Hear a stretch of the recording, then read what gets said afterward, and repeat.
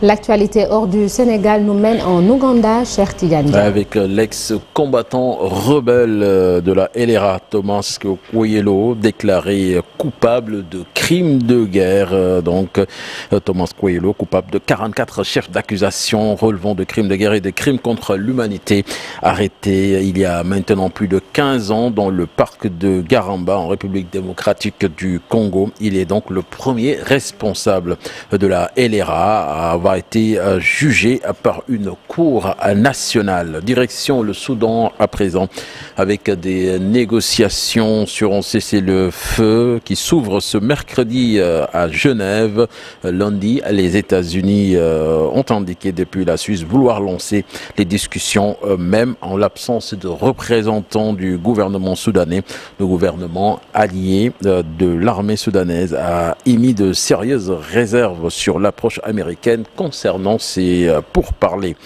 Et puis cette importante délégation ministérielle nigérienne à Alger, les relations entre ces deux pays donc se réchauffent après une période de froid qui a commencé par le coup d'État, donc avec le coup d'État contre le président Mohamed Bazoum. C'était au mois de juillet 2023. Le président Bazoum, le premier ministre du Niger, Ali Mahman Lamine Zein, donc est en visite officielle dans ce pays, accompagné d'une forte délégation ministérielle.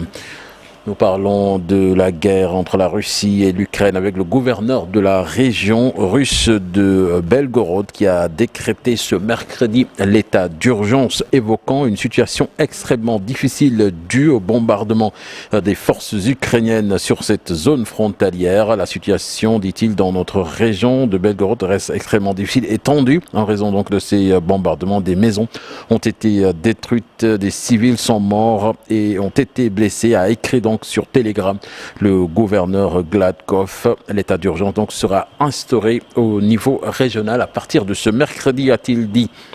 Au Japon, le premier ministre Fumio Kishida, au pouvoir depuis octobre 2021, a annoncé ce mercredi qu'il ne se représenterait pas à l'élection pour la direction de son parti en septembre, ce qui signifie qu'il va quitter son poste de Premier ministre.